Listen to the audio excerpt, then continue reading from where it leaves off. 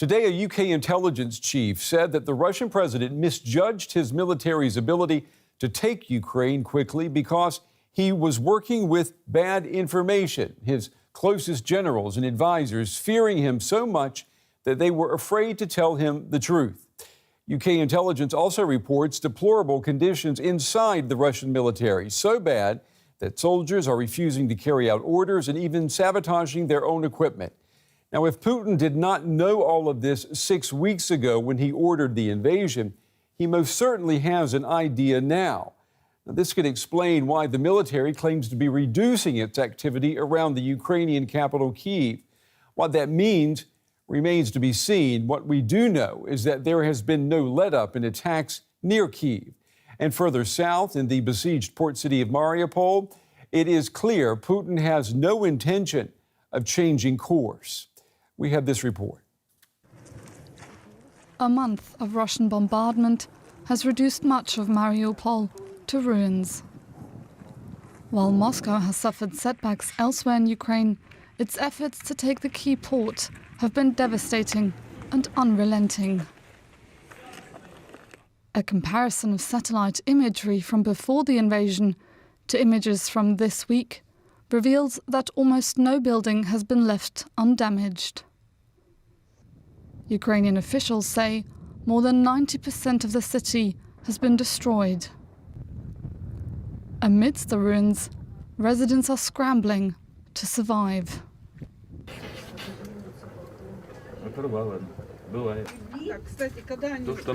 We cook what we find among neighbours. A bit of cabbage, some potatoes.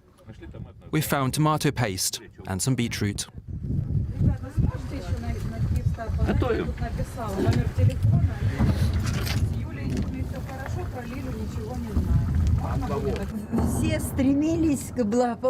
We've been striving for well-being, and now we are dog poor, standing by the fire, homeless. How long is it going to take? We have nowhere to take a shower. We are drinking water, God knows from where, and what kind of bacteria it has. You have to walk far to get good water.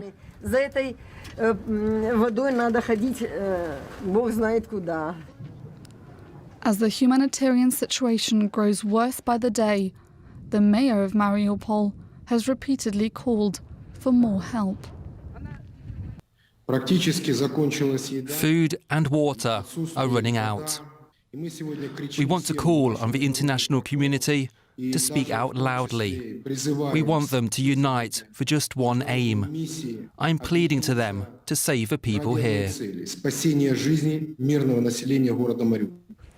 Ukrainian officials say around 5,000 people, including over 200 children, have died in Mariupol since Russia's assault began. For the residents who remain, there may be a way out soon. Ukraine has sent 45 buses to evacuate as many as possible. All right, for more now, we want to bring in our correspondent, Nick Connolly. He joins me from Kyiv. Good evening to you, Nick. Let's start with Mariupol. What are you hearing about the situation there tonight? I mean, absolute desperation. People, as we heard there from the mayor, running out of food, trying to get what is still left in that city. We have reports of shops being broken into, people trying to find anything they can, because even if they have money, there's nothing open where they can buy food. Stories of people having to bury their nearest and dearest in their front gardens because the morgues, the whole infrastructure is just not operating. People without electricity for days at a time and without internet, without mobile phone connection, cut off from the outside world. Only a few people with some satellite phones able to tell the story of what's happening in Mariupol. In the most part, we hear what's going on there from people who've been able to get out a couple of days later. Those are the people who are lucky enough to have got out to Ukrainian-controlled territory. That's where most people want to go. But increasingly, it seems people being put under pressure by the Russian forces that have taken the suburbs of Mariupol to head to Russia, often seemingly against their will. Even stories of those Russian authorities taking those Ukrainian people's documents off them, giving them kind of Russian pieces of paper, so potentially taking away their chance of getting back to Ukraine later on. Nick, what about where you are? I mean, we're now in the 6th week of the Russian invasion of Ukraine. Talk to me about how the mood in the capital city has changed and evolved in the past 6 weeks. I mean, absolute desperation. People, as we heard there from the mayor, running out of food, trying to get what is still left in that city. We have reports of shops being broken into, people trying to find anything they can, because even if they have money, there's nothing open where they can buy food. For the residents who remain, there may be a way out soon. Well, exactly. We were here from the start. We were here in those first few days where most Ukrainians weren't sure if their government would stand, whether President Zelensky would take that offer from the US to get out in a hurry, and where the streets were empty. And you could just see panic in people's faces, people trying to work out if it was better to stay put in their cellars, in the bomb raid shelters, in the metro stations, or to get out of the city, either towards the EU or just to kind of country houses anywhere away from targets and potential bombing. That definitely has changed. There are a lot more people out on the streets now. People don't scurry away as soon as they hear the air raid sirens, even though they are living with the kind of constant background noise of bangs, of anti-aircraft systems getting stuff out of the sky, artillery in the distance, and we see those pictures often enough of housing units on the outskirts of Kyiv being hit by Russian artillery and people losing their homes, fires, people also losing their lives. So in a way, people are getting used to it and are kind of, against all odds, wanting to kind of hold on to some kind of normality. So cafes are reopening, hairdressing salons, and you see people out. It's just unexpected when you see half the people in camouflage and they've all got their AK-47s resting next to their chair in the cafe. Yeah. I mean, I know it has to be surreal to actually be there in that. There's been so much talk in the past 6 weeks of how this war has unified NATO and the European Union. What has it done to the Ukrainian nation? Well, exactly. It seems like Vladimir Putin is basically achieving all the things that he says he wants to prevent by his actions. He did it the first time in 2014 when he annexed Crimea and stoked that conflict in the east, now even more so. I was speaking to someone in Kherson in the south, which is near Crimea, one of the biggest cities, Ukrainian cities that the Russians have been able to occupy so far. And that local told me that he was actually expecting, if not a majority, but a significant number of people there in a Russian-speaking region of southern Ukraine to come out and welcome those Russian soldiers. And he has not seen any of it. He's seen a few pensioners, people with Soviet maybe nostalgia coming out and kind of waving some flags. But for the most part, there have been endless demonstrations in support of Ukraine. The Russian forces controlling the city are kind of bemused by the reception they've got. And now it seems like the Ukrainian forces are actually fighting their way back close to Kherson, potentially posed in the next few days to retake that major city. So definitely a picture here that people, even people, locals who had maybe hoped for what we've seen, weren't expecting to happen. Nick, let me ask you before we run out of time about President Zelensky. He says that he's prepared to talk about neutrality, prepared to discuss the status of the Donbass region. Is that anything other than considering concessions made under duress? I think you have to kind of divide between, on the one hand, neutrality. Yes, I think the Ukrainians are increasingly coming to a kind of sense that NATO is not going to take them in a hurry, that basically they might have to be Finland for a few decades, maybe inside the EU but outside NATO. NATO's certainly not doing much to dispel them of that impression. As for the Donbass, well, I think he might make some concessions over the status of the Russian language on a local level, but he said quite clearly that there are going to be no concessions on Ukraine's territorial integrity. He's not going to recognize Russian ownership of Crimea, let alone recognize those self-proclaimed republics in the east. So for now, I think those are definitely red lines. He's going to try and distract a bit with some concessions on the smaller stuff. But for now, given Ukraine's military successes, I can't see how he or the Ukrainian populace would kind of put up with more significant concessions towards Vladimir Putin's Kremlin. Nick Connolly for us tonight, reporting from Kyiv as we start yet another week in this war. Nick, thank you. Russian President Vladimir Putin using energy as a weapon. Today, Putin demanded that foreign buyers of Russian natural gas pay in rubles starting this Friday. Now, whether or not Putin will carry through with this ultimatum is unclear. What is certain, tonight there are worries that this could be the beginning of major energy shortages here in Europe. Russian gas is still flowing into Europe, but that could all be about to change. Speaking in Moscow on Thursday, Russian President Vladimir Putin said the West must start paying in rubles or else the taps get turned off. In order to purchase Russian natural gas, they must open ruble accounts in Russian banks. It is from these accounts that gas payments will be made. If such payments are not made, we will consider this a default on the part of the buyers, with all of the ensuing consequences. Nobody sells us anything for free, and we are not going to do charity work. Therefore, in that case, existing contracts will be stopped. То есть действующие контракты будут остановлены.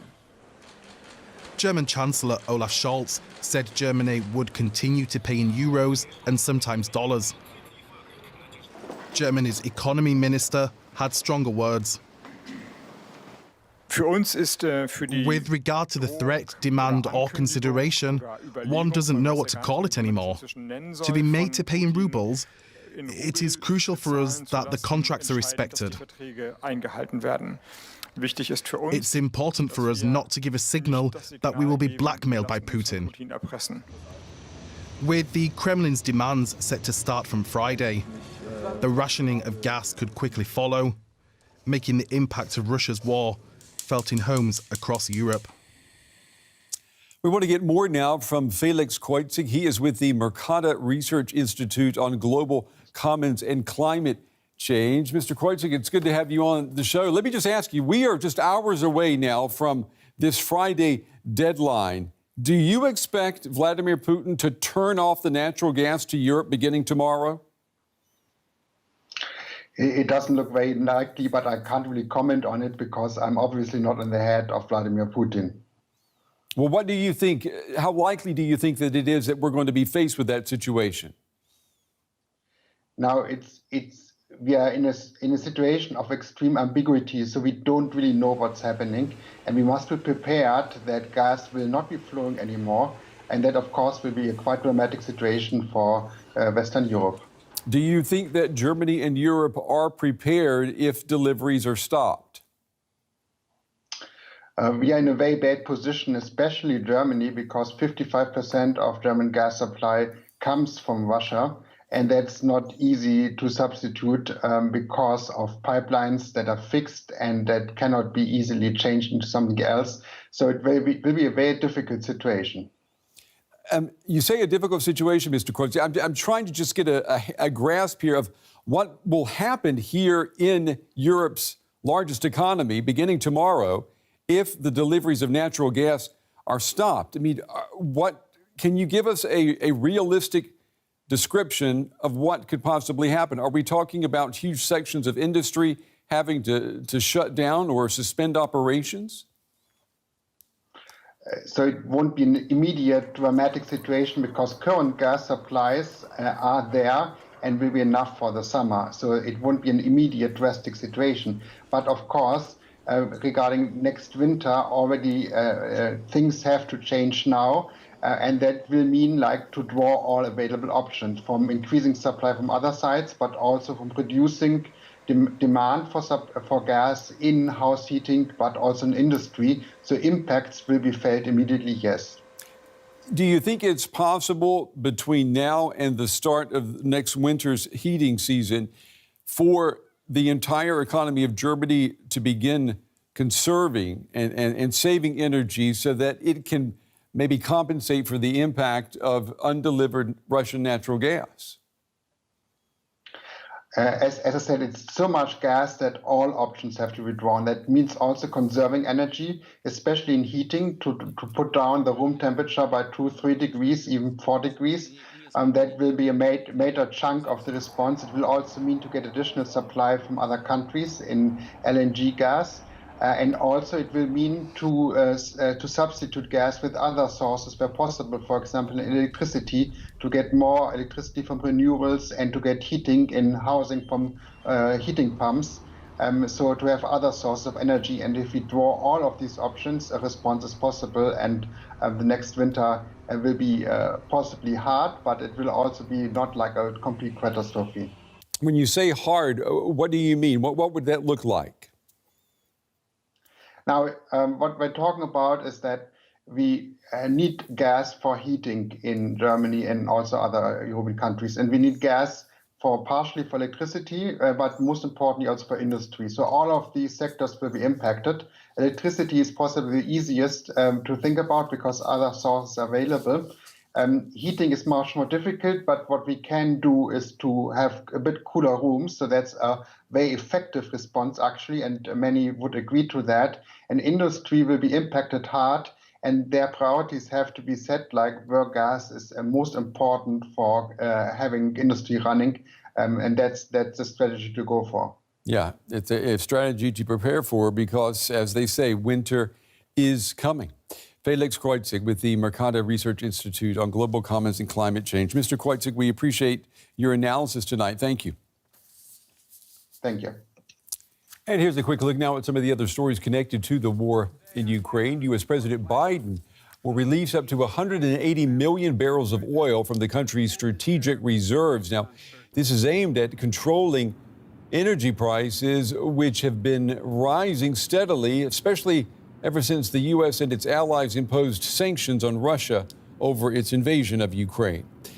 Vladimir Klitschko, former boxing world champion and brother of Kyiv's mayor Vitaly, met with Germany's economy minister Robert Habeck in Berlin today. Klitschko was in Berlin to appeal for more support for Ukraine from political leaders, including economic, military, and humanitarian aid. Ukraine's state nuclear company says that Russian forces occupying the contaminated Chernobyl nuclear site have begun leaving after showing signs of radiation sickness. Russian troops seized control of the plant shortly after the invasion began, though Ukrainian staff have continued to oversee safety operations there.